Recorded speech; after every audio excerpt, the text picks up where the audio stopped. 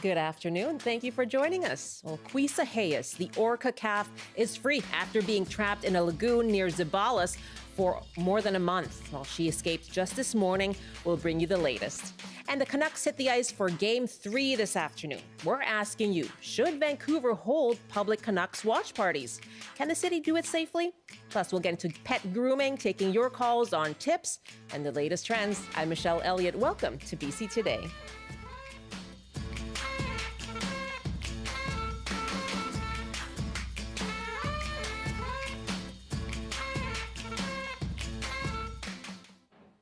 Thanks for joining us on CBC Radio 1, CBC Television, and live streaming on the CBC News app, cbc.ca/BC, and on the CBC Vancouver YouTube page.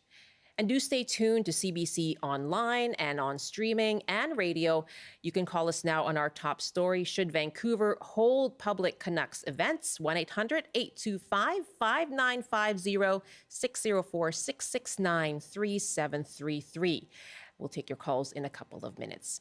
And do stay tuned to CBC on all platforms for some news from the provincial government. Coming up at 1:15, Premier David Eby is set to make an announcement related to public drug use in BC. Now, there has been a lot of debate in recent days over BC's decriminalization pilot project. And CBC's Dan Burrett and Mira Baines will go live at 1:15 to bring you that press conference live. You can go to our website, cbc.ca/BC. You can use the CBC Gem app, or you can go to YouTube at CBC Vancouver's page. It's 12:07 now, 1:07 in the Mountain Time Zone. Well, the killer whale calf that's been trapped for a month in a lagoon is finally free. There have been a number of attempts to coax or take the orca out of that tidal lagoon near Zeballos on Vancouver Island. Well, today, the Ehattesaht First Nation says the 2-year-old orca swam out on her own during high tide at around 2:30 a.m. CBC reporter Joel Ballard is watching this for us. Hi, Joel. Hi, Michelle. All right, so this has been a long, epic story. It's been a long time coming. Not a journey quite, but her journey begins now. Tell us what happened this morning. How did things unfold? All right. Well, it happened really, really early this morning. So the Ehattesaht, sorry. There we go. The Ehattesaht First Nation says that it spent a long night feeding brave little Hunter, watching her breach and play in the lagoon. And then at around 2:30 in the morning, at high tide, as you mentioned, she swam up and over the sandbar and out into open water. So it's pretty incredible because for the last month or so, we've been hearing of all these different rescue plans to free her. You know, there was a plan to catch her and use a sort of sling to lift her out and transport her. There was efforts to use whale vocalizations underwater to coax her. There was even a plan with a violin to try and serenade her out into open water, but she did it on her own. I wish she said, I'm going to do this in my time. She was her own savior. That's right. And of course, all of us were watching so closely. Why was this so important to be able to get her out? Yeah, so we had a chance to chat with Martin Helena. He is let me get his exact title because he has a long one for you. So he is the Director of Mammal Health at the Vancouver Aquarium and the Executive Director of the Marine Mammal Rescue Society. And he says brave little Hunter getting out of the lagoon is positive news because teams have been watching her over the last month to check her health, check her well-being, make sure that she's doing well, but there was concerns about whether she was eating, whether she was getting enough food and fresh water. Fortunately, last week, we did see that she ate some seal meat that was thrown in by a neighboring First Nation. And veterinarians and officials said she seemed to be doing well and swimming well. But the reality is she's a 2-year-old calf. And at this point in their life, they're still very dependent on their mother and on their family pod. And of course, her mother sadly passed away. That's what got us here in the first place. Right. So now she really needs to be connected with her family. Yeah. And of course, always these overarching concerns about orca populations, right? Whether ones that live here or travel through and pass through our waters. And now the hope is that, of course, as you said, she'll be reunited with her pod. Are there any signs of that? What's the likelihood of that happening? Well, Martin Helena says there are 2 obstacles left for brave little Hunter to overcome.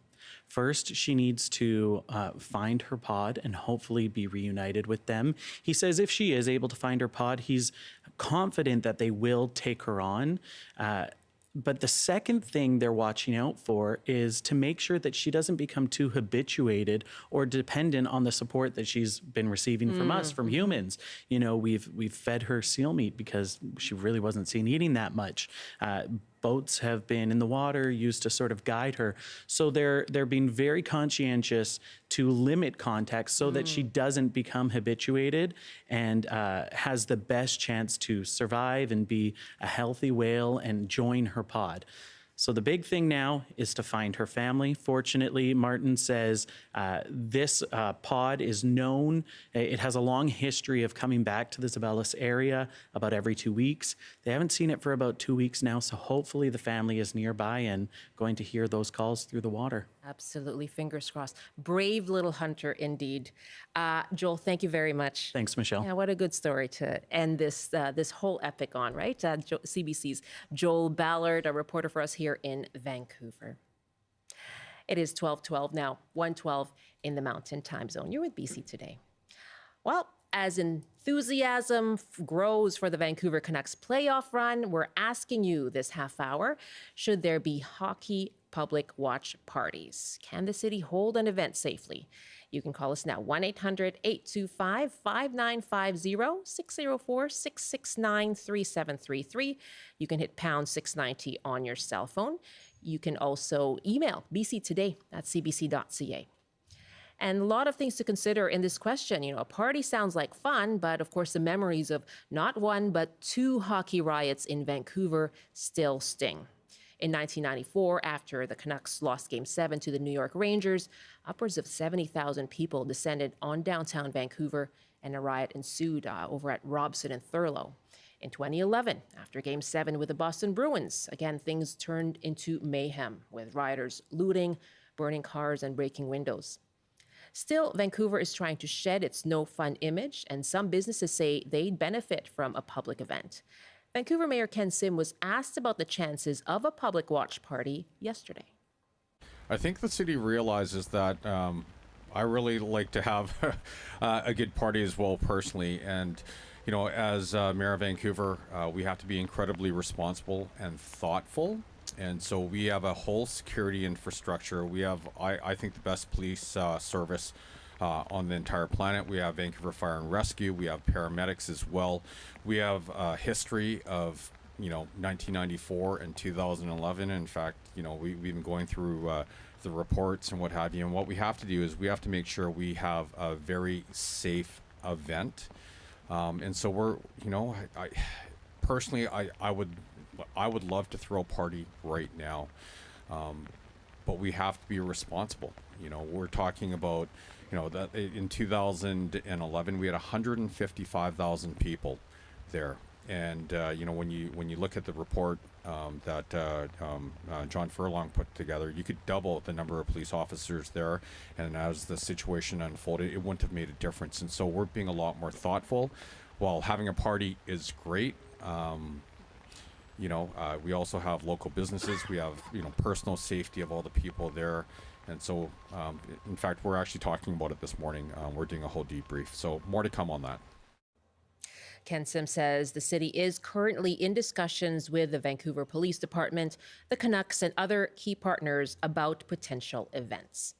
And here's what some people in Vancouver had to say about this. Yeah, I think it's a fun community event as long as safety can be made a priority. And it's a blast, brings people together. Would you have any reservations about coming down to view the Canucks, watch the Canucks game on the street? It would only entice me. Yeah, that sounds like fun. I mean, I would hope that if it happened, people learn to not behave badly. All right, we're asking you, should Vancouver hold public Canucks watch parties? Can the city hold such an event safely? You can call us 1-800-825-5950, 604-669-3733. You can hit pound 690 on your cell phone. You can also email bctoday@cbc.ca. And the cities of Delta and Port Coquitlam, I should mention, have held watch parties there this year. And let's go to our callers now. Dave is on the line in Vancouver. Hi, Dave. Hi there. Hey, what do you think? What I think they should do is have the party, but then get enough police forces to surround the whole area where the party is. And if they want to start rioting, just close them off and start arresting every one of them. There were about 100 people arrested, I think, in 2011. What do you remember of the riots that have taken place, Dave? Well, I mean, it was just absolute stupid to watch people doing what they did. I mean, that's everybody's property, the police cars. And for people to come in drunk and causing that type of damage, I'm totally against that. Like, what happened to civility in life? You know, take care of each other, not that type of behavior. That's absolute teenage childish. And so you say, though, you would like Vancouver to hold it. What makes you say that? Why do you think that we should have a party? What makes you enthusiastic? The public should have be able to do something like that.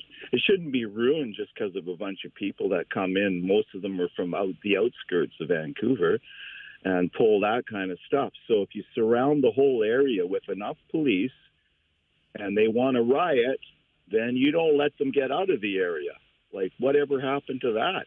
Okay. I mean, you might need about maybe 1,000 police officers to surround them, but then you just block it off with cars and blockades, and nobody gets out. They want to be rioting, they're arrested right there. No more huge court costs of having to investigate it for a year and a half. All that type of thing. Yeah, a lot of the costs did go into prosecutions later on, which would, if you're arresting people, that would be the case. Dave, thank you very much for that call. So saying you're welcome. More police presence. Thinks Vancouver should hold it, but there should be more of a police presence. You heard what Ken Sims said there that came out of the report out of 2011 saying the report said it may not have made a difference. Roman is on the line in Port Alberni. Hi, Roman. Good afternoon. Thank you for taking my call. Sure thing. What do you think? Should Vancouver hold a party? Well, the key word that struck me in Mayor Kim's announcement regarding this, thoughtful. Okay? Mm-hmm. Being thoughtful is also acknowledging and recognizing what we have come through province as a regional group of family members. Again, going back to I always strive by, we are able to be good people. In all those years, we've presented many ways in which we've come together and supported each other. And if anything right now, the city of Vancouver must acknowledge and be thoughtful about those aspects of our identity that are worth celebrating, that are worth putting us together for, that we can express those solid, good feelings of unity, of solidarity, and support for a wonderful team, because we've been through COVID, we've been through a toilet crisis, we've been through a drug crisis based on pilot programs. We've so many things that are by nature divisive. And if we're dividing ourselves and not for that other aspect of our humanity, what are we really doing? Are we doing ourselves a favor only focusing on what might happen that's bad? I mean, if you raise families in that way, get out of that dysfunctional family members. And I think if you allow yourselves to celebrate, and if you allow yourselves a bit of patience, trust, and a little bit of understanding, yes, we've come through a struggle together. Let's celebrate together. In our Ko'as way, the First Nations, Indigenous peoples way, we celebrate quite, which is how we're able to strive and continue through the struggles we've faced through myriad years. We've come through all these adaptations we've had to make it through. And like Paish, we have found a way, and we will find a way. We are not just one facet. We are multifaceted people, multicultural people.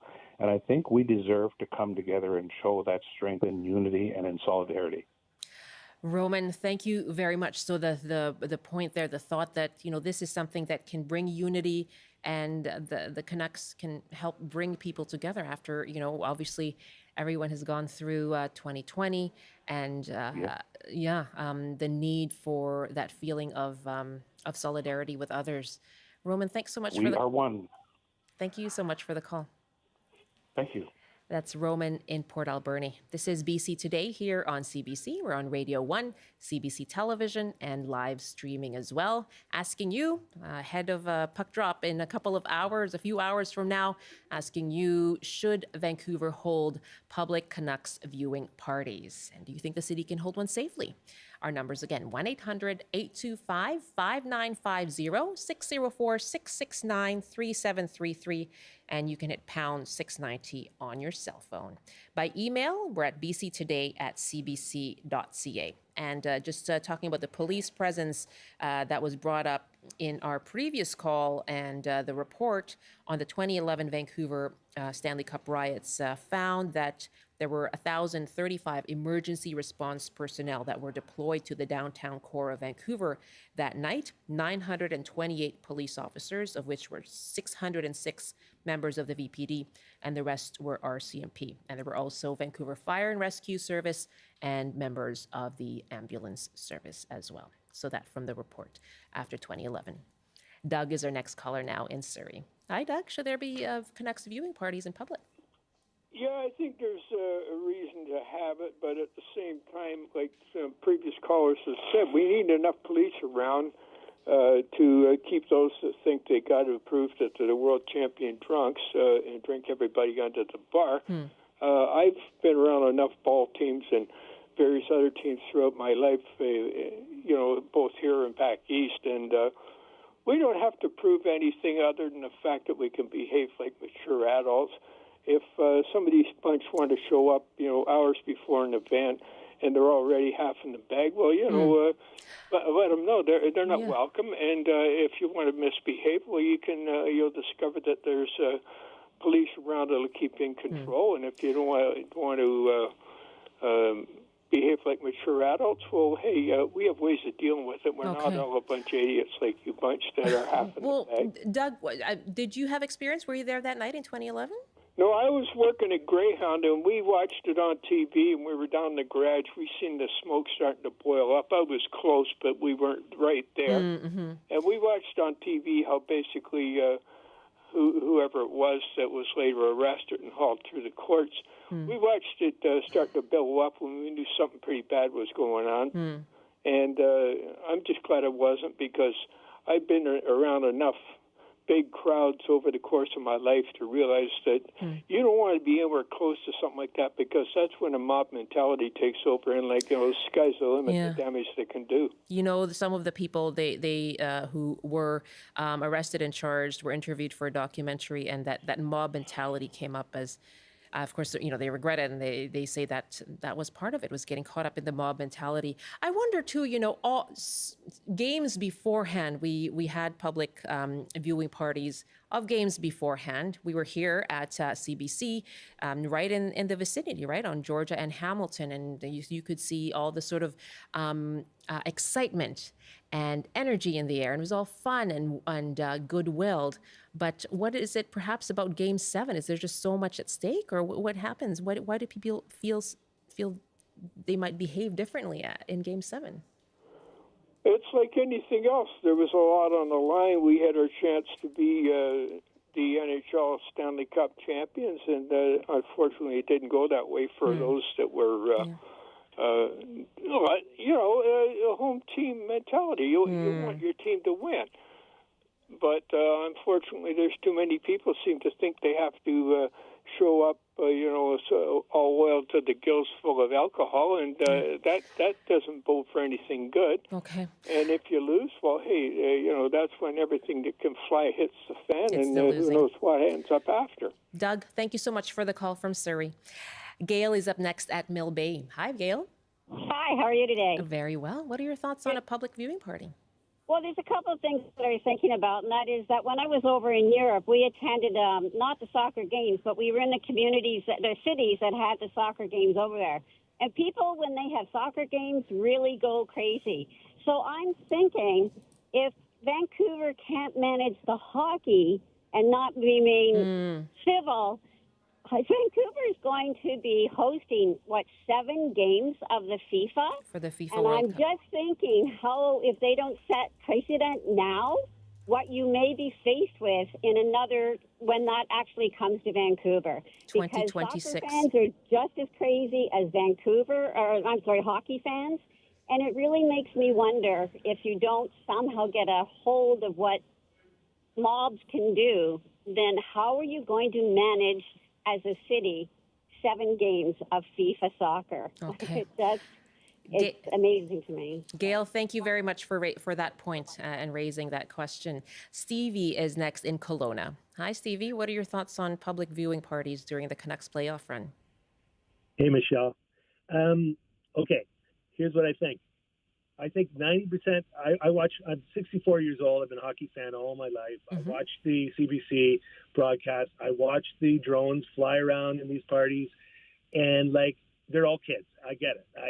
I was a kid. I love to have fun. They're all kids.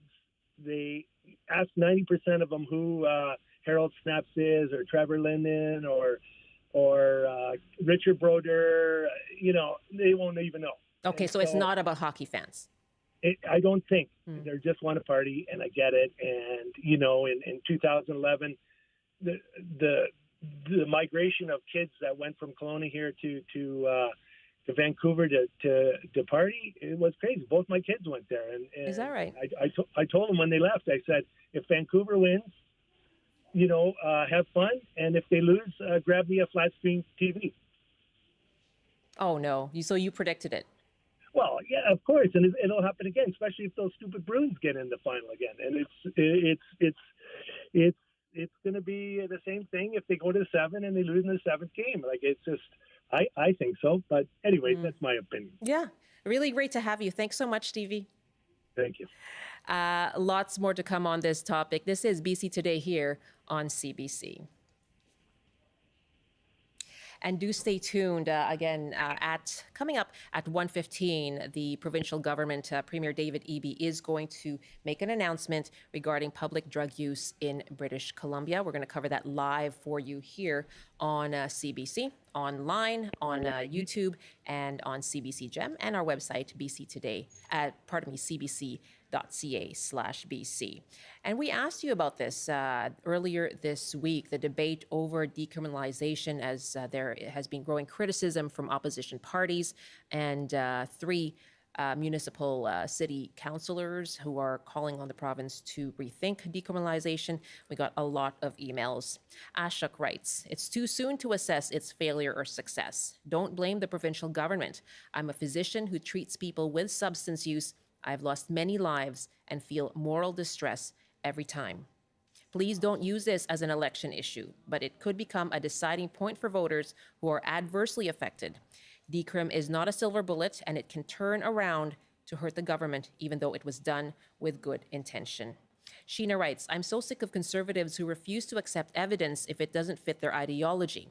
We need more treatment beds and safe use sites, not force these poor people to hide where they die. The federal government must send more money to the provinces so that we have enough money for all the health care we need, including addiction treatment." And Roman writes from Port Alberni, "I wonder what was the baseline established at the start of this pilot project? What measurable outcomes were established? What limits were put in place? Using metrics to answer this question is paramount to getting the best feedback possible." Thank you so much for all of your emails. bctoday@cbc.ca.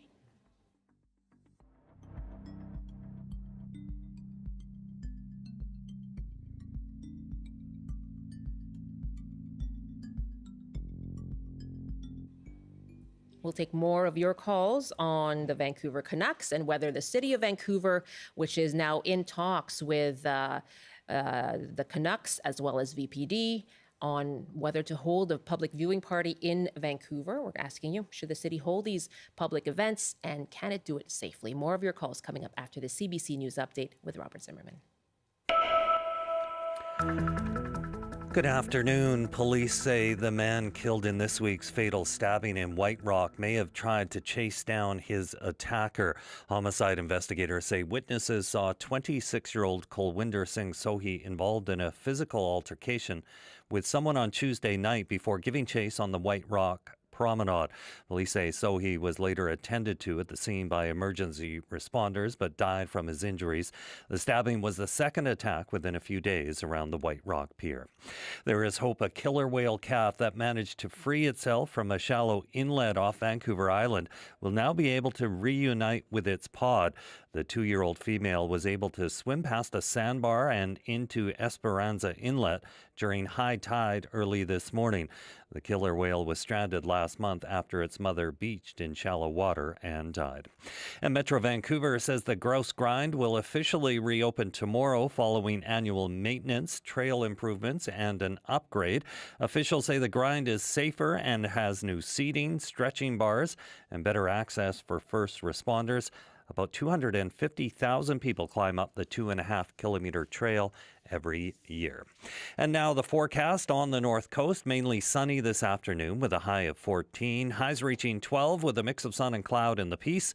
In the central interior, a high of 14 with lots of sunshine. Highs from 11 to 15 with showers and a risk of thunderstorms in the Kootenays.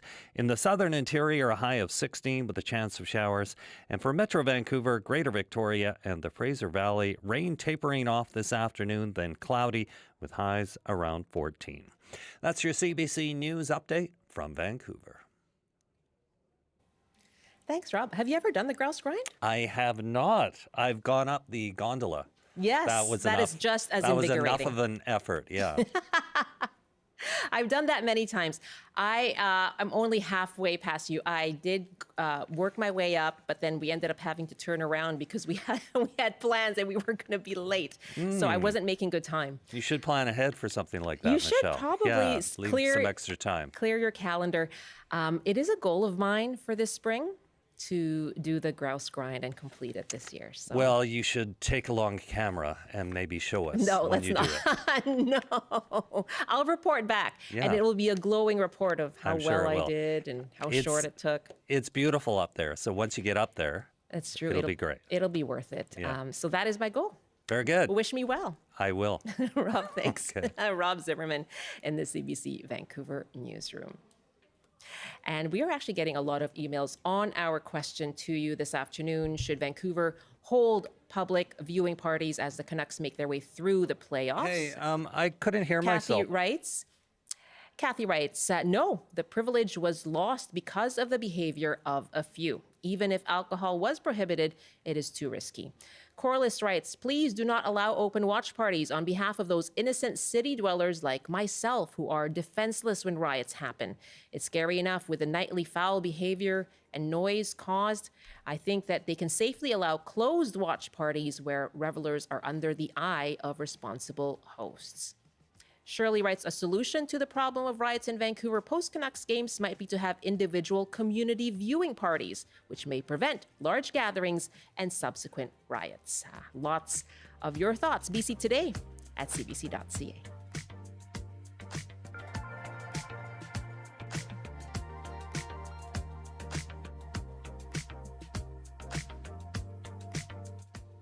We have been asking you, should the city of Vancouver host public watch parties for Canucks games?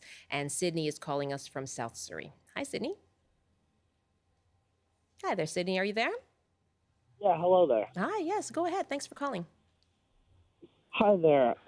So my position on the I saw the statement put out yesterday by our mayor, and I was disappointed. You were disappointed? I was very disappointed because as the last riot, it happened on my birthday in 2011. I was a young boy. I'm now 21 years old. So how old were you? You were 10? Yeah, I was 10 years old at the time. And I was hoping that as we come to our next playoff run, they'd be able to at least do something in terms of a solution for a watch party, as many other the other teams, the Oilers and the Maple Leafs, are able to. I believe it begs a bigger question at the state of why are we the ones particularly that aren't able to handle it? And I understand it's a complicated issue, and I agree with many other callers, I listened to the last guy. He said, yeah, it's always going to be an issue, but the problem isn't the issue, because that can be solved by cultural things, but you need to mitigate it in ways that are safe for everyone. So I think that looks like things such as having smaller watch parties in other neighborhoods to mitigate all the traffic downtown, and maybe holding pickets in terms of like trying to specifically mitigate what kind of individuals and kind of mitigate the behavior that's being perpetuated at the watch parties. Wow, Sydney, so you were 10 and it was on your birthday. That must have had an impact on you. Where were you? I was at a spaghetti factory in around Kitsilano, and I was 10 years old. It was a big birthday party, and it was happening while the game was going on. And by the end of the game, I obviously, my parents didn't want to fully expose me to what was happening at the moment, so they tried to kind of hide me from it because it was my birthday. But in the days following, I just remember the absolute disappointment in not only the behavior that was being done, but also just how did it even get to that point? Right. Wow, that's a lot to process as a 10-year-old, eh? Yeah. Oh, yeah. I remember that. I remember speaking to parents as well who were out that night because it was such a euphoria around hockey. And so you're 21 now, and what you're calling for is something like smaller viewing parties. Yourself, how do you plan to enjoy the Canucks playoff run? Well, I've for the past 2 games, I've just been going to a local restaurant with a few of my friends, or just a local friend's house, and we all have been looking forward. Obviously, there's been a lot of talks around it even before the playoffs started, if there would be viewing parties, and we were hoping for some kind of I don't know, maybe not a full watch party as they do in the Oilers fan base or the Maple Leafs fan base, but at least some sort of solution that could provide some sort of cultivation of the fan base again. Yeah. Sydney, so great to hear from you. I appreciate you sharing that. Thank you. Thank you. I hope the conversation goes well the rest of the day. Yes, thank you very much. Thanks for contributing. Janet is our next caller in North Vancouver. Hi, Janet. What do you think about public? Hi there. Yeah, hi. Go Hi. ahead. Yeah. Thanks for letting me speak about this. Sure thing. I have the experience of being in New York City on New Year's Eve, and especially New Year's Day. That's a lot of people. The day before, they put all the barriers out all over the place. They just pile them in the neighborhoods where they're going to be setting them up. Then people start trickling in. By about 3 o'clock in the afternoon, most of the subway station entrances and exits are blocked off. So you can't use them, and you can't easily access the area. And also, I think bus routes are redirected. And therefore, if you're not in the neighborhood of Times Square by 3 or 4 o'clock in the afternoon, you're really not going to get in, not very easily. If you're a shopper, God help you if you're full of shopping bags and heavy items and you're trying to find a subway station. So, they have a way of preparing, and nobody makes any complaints about that. They understand that cordoning off the area, making sure there's a police presence, very obvious one, and having the barriers and not having latecomers who may have been celebrating a little ahead of themselves, arrive on the scene and maybe be aggressive or acting out. So you don't see a lot of that. If you watch the ball drop on television in New York City, you don't see people jumping on the cars and turning them over and having fistfights and all that stuff. You don't see it. And that's because people have arrived, hopefully sober, and the police have a good plan. So I think our city fathers, wise as they are, they might want to tap the shoulder of other major cities and find out how they have crowd control managed for big events like this. Yeah, because it is nice to have a big event. Yeah, I think that this is the dilemma people have, right? It's nice and it encourages solidarity. We'd like to get into the spirit of things, but yeah, and I think the point that you were making there, the overall point is crowd control. So looking to places like New York. Janet? Yeah, thank you so much. Successful, and we can be successful too. I have every hope and faith in our citizenship to be successful. That's a good hopeful note. Thank you so much, Janet. Take care. Thank you. Take care. Doug is up next in Salmon Arm. Hi, Doug. Hi, Doug. Are you there? Doug in Salmon Arm, I think Doug is up next in Salmon Arm. Hi, Doug. Doug, is that you? Hi, Doug. I think we have lost our connection with Doug there. And I think Doug wanted to point to media coverage as well. And so that part of the conversation. Appreciate your call, Doug. Ron in Langley is up next. Hi there, Ron. Thanks for calling. What are your thoughts on holding public Canucks parties? My thoughts are that any sport where the fans go crazy when there's a fight and blood on the ice mixed with alcohol doesn't really make congenial large group meetings. I just can't see it working out right. Okay, it's just things just don't bode well. No, you wouldn't have riots if they were watching curling, but nobody gets in a fight and knocks people out curling. And I don't think there's going to be any fights at the soccer games this summer because there's not enough, really crazy soccer fans yet. But give it a few years and we'll be the same as Europe, where people die. Ron, thank you very much for weighing in on this. That's no problem. Take no care. problem. Ron in Langley. And let's, we got quite a bit of email here, but let me just go through them. I think I've read some of them already. So we'll go through them and bring you some more of their thoughts. But some of the themes that have been coming up in the emails, I notice, is this idea of having community viewing parties to help prevent large gatherings and subsequent riots. Paul writes, the mayor ran on being tired of living in no fun city, and now he's in office, and suddenly street parties are too difficult to plan, while Winnipeg had them from day one of the playoffs.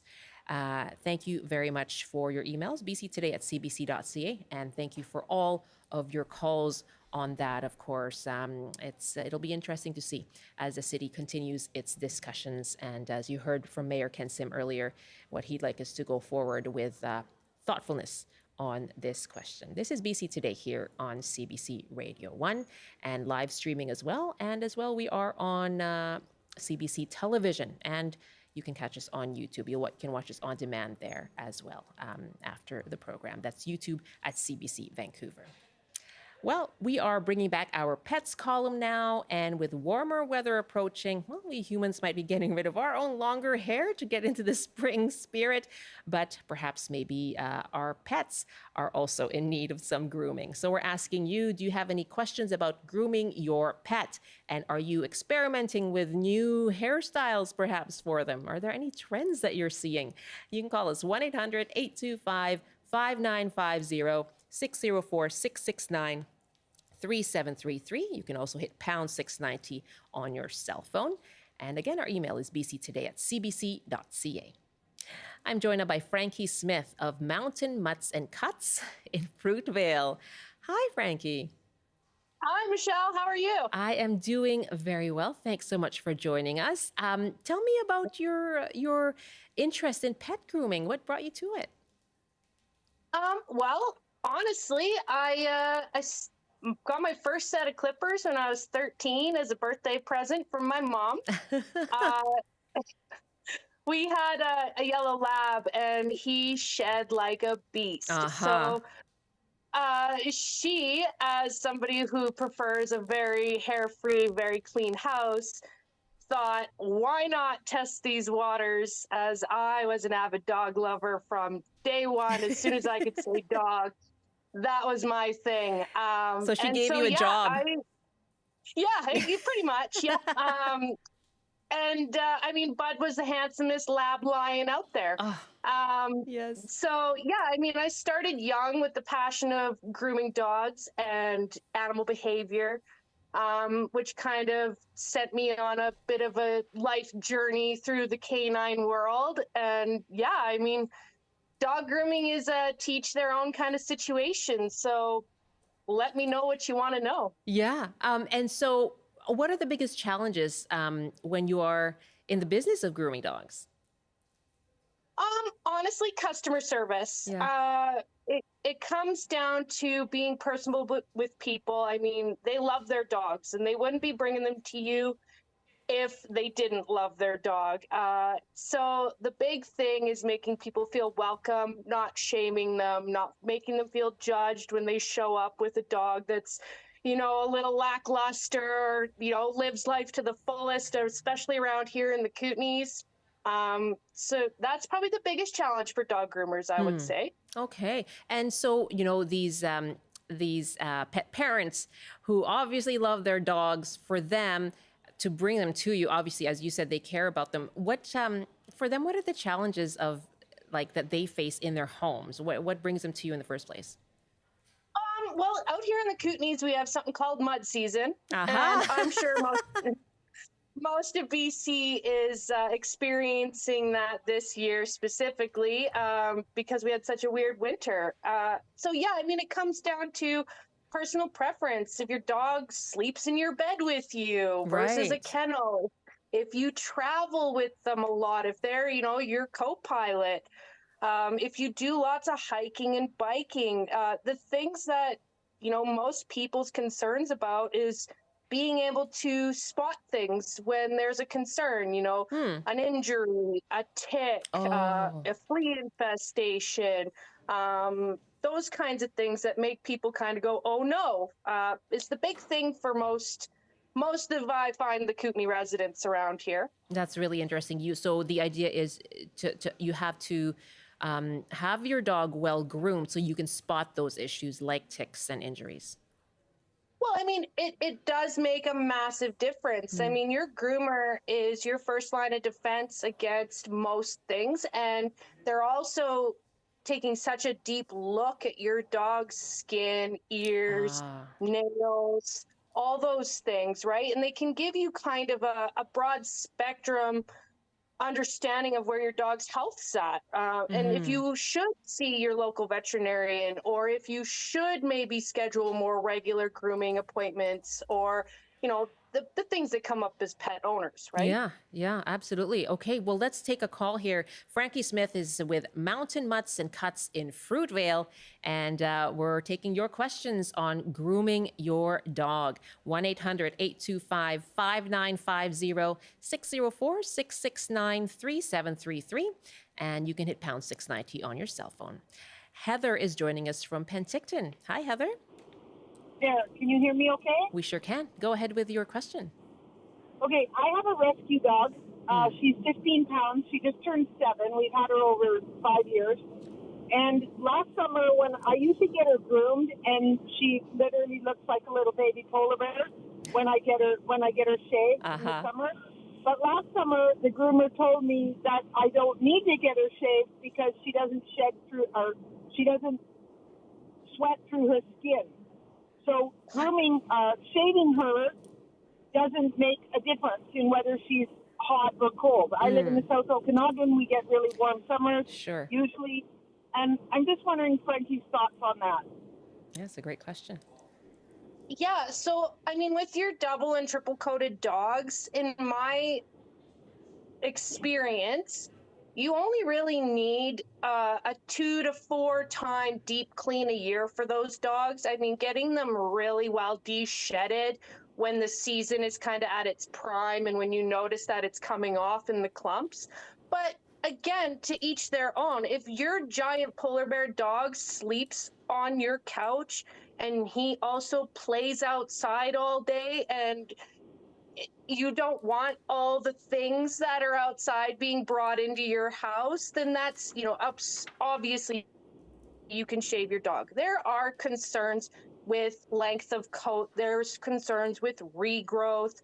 It really just comes down to what your personal life is with your dog. I mean, if your dog is an outside livestock guardian dog and they're carrying a big heavy coat, it can help them. It can harm them. It really, like I said, it's a maintenance thing. You don't want a heavily matted dog, but a thick coated dog like your Huskies, your German Shepherds, your Case Hounds, your livestock guardian dogs with the long coats, that coat actually acts as insulation, just like in your home. So when you have a dog that is maintained and de-shedded properly, and it doesn't, like I said, sleep on your couch and you don't want the outside coming in, then yeah, you can leave them as long as you want. And it does not affect their broader temperature. It actually, their coat is there to maintain their temperature. So it helps in the cold and it helps in the heat. But like your groomer had said, they sweat through their feet. So a big thing for people with long coated dogs is to make sure that you get their feet trimmed on the bottoms. Get all the slippers, what we call Grinch feet, cleaned off. That allows your dog to have a good sweat barrier through their feet. But yeah, again, it's all about your personal lifestyle with your dog. Yeah. Okay. Great answer. Heather, thank you very much. Thank you. So focus on the feet. Ponder the paws. Yeah, I mean, if you're concerned about your dog's temperature specifically, you do want to make sure that they have nice, clean feet. They have cool cement, that they can walk on. One thing that I do for a lot of my longer coated clients is I'll shave the belly and the inner groin so that the dog can go swimming and lay out in the grass, and it kind of gets the natural cooling effect from our planet, right? Okay. Let's take an email question now for Frankie. And George asks, my dog has medium length hair. I can never seem to get to the bottom of the fur, and she sheds and sheds and sheds.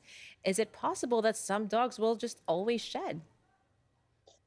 There are dogs that shed no matter how much you groom them. There's always going to be hair coming off. The labs, the Huskies, those things, they are never not going to not shed. There's obviously a buildup when you don't groom your dogs as often, and they shed more and they shed out in clumps and kind of all over you and your stuff. But I mean, I brought up one of my favorite products, and I don't know if you can see this really well, but okay, looks like a comb. This is a comb that is built for a nice medium length haired dog. So you can kind of use it like you would a comb, and then you can also use it as kind of a pick so that you can bring the fur that's on the skin up to the surface and remove it if you have to. Okay, that's really great. What are your own tips for styles? Like, is that a thing? Do we have trends in dog and cat hair? Oh, absolutely. Like it with everything, there's levels to it all. I mean, you can go as crazy as wanting your dog in an Asian fusion style, which if anybody Googles those, please don't take those to your groomer and be like, this is what I want today, because it's a preparation thing, but they're adorable cuts. I mean, of course, the breed standard cuts for things like doodles and poodles and water spaniels and all those curly coated dogs. Those are usually more of like a designer cut thing for people that are into their breed more than into just their dog, if that makes sense. Right. And then of course there's crazy things like dyeing the hair and shaping the coat in different ways so that it looks like they're a butterfly or a dragon, or there is definitely levels of things that some groomers do. Me personally, I'm more of the function over fashion, but and we've seen some of your before and afters. Like, how do you feel once you get to the end of that process? Oh, it depends on the dog. I mean, there's definitely days where I'm like, I don't even know if I should charge people for this. But I mean, like the biggest ones that I find people ask for are the teddy bear cut. So if you're new to grooming, learn your teddy bears, and the puppy cuts for every breed. If you're new to grooming as well, learn your puppy cuts for your clientele, because nobody gets a little puppy poodle and wants it to look like an old man or an old lady poodle. Like they want their puppies to look like puppies. So that's a big one for people. Do you have any tips as we head into the warmer weather as to how to prepare our dogs and cats, perhaps other pets? Yeah, I mean, specifically the tips that I have are, if you have the means of using an air compressor on your dog, horse, sheep, that machine will blow so much dirt and hair out of their coats. It is amazing. Most groomers have a compressor. It's what we use to dry the coats and blow the coats. But most husbands also have compressors. So if you're a woman and you're wondering, you know, can I get some of this off myself? Maybe you can enlist your husband to help you with his air compressor situation. But I mean, yeah, your big thing is just maintenance, keeping up the best you can and not stressing if you don't, because that's why people like me are out there. So great to have you. This was really fun. I hope to have you back soon to take some more questions. Yeah, absolutely. That's Frankie Smith, owner of Mountain Mutts and Cuts, talking all things pet grooming. She's based in Fruitvale, BC. And do make sure you stay tuned to CBC. You can watch our CBC News app to listen in or tune in to the Premier's news announcement coming up regarding public drug use in BC. That's 1:15 this afternoon, and we'll bring you live coverage of that press conference along with host Dan Burrett and our provincial affairs reporter Mira Baines. That's coming up in just over 15 minutes from now. Thanks so much for all of your calls on both topics, on the Canucks and pet grooming. You can always email us, bctoday@cbc.ca.